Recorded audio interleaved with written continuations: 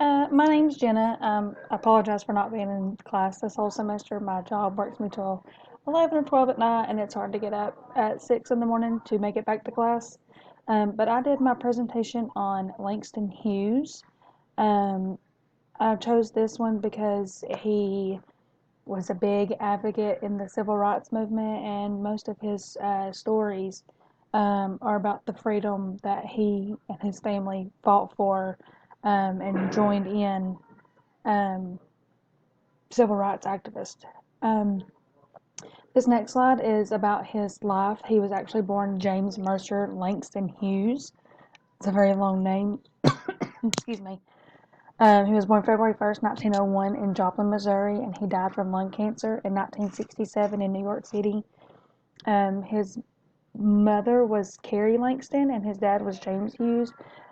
His dad, him and his parents got a divorce. I don't think they were married, but they split up when he was young, and he spent most of the time with his maternal grandmother and spent time between his parents, but ended up graduating from Cleveland High School, I believe it was.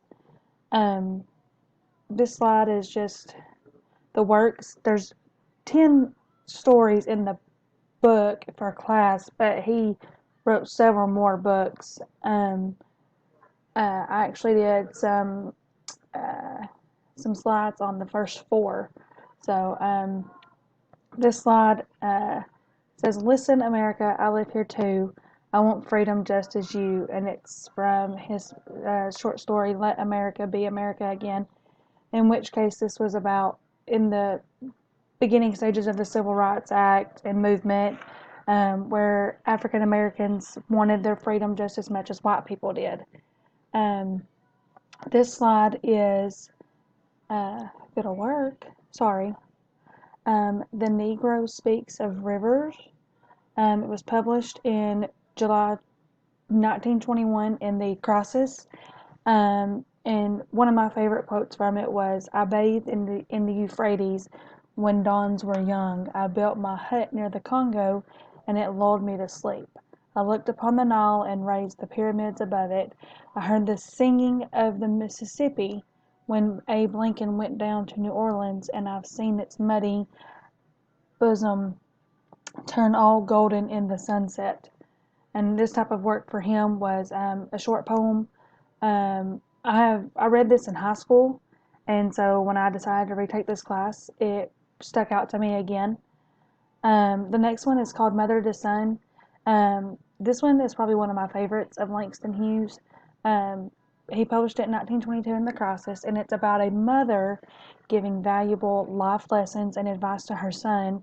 She tells him of the hardships that he will face, that she, just like she has faced every day, tells him to keep going forward and never take a look back at what he has come through, and that he will continue to climb just as she has continued to climb. This short poem, "I Too Am American," was published in 1925. "I Too" is about Langston telling the white people that he's an American as well, and although he may have to eat in the kitchen today, tomorrow will be different, and he'll get to sit at the table with them.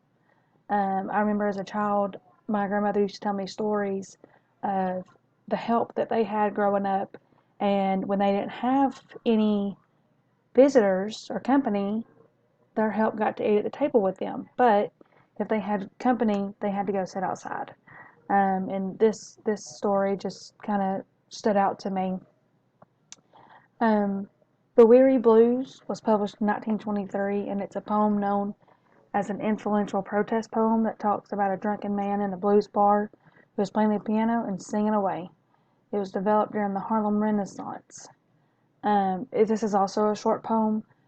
He wrote this, excuse me, as a step towards what the civil rights activists were fighting for. I hope you enjoyed this presentation, and if you have any questions, feel free to reach out to me. Thanks.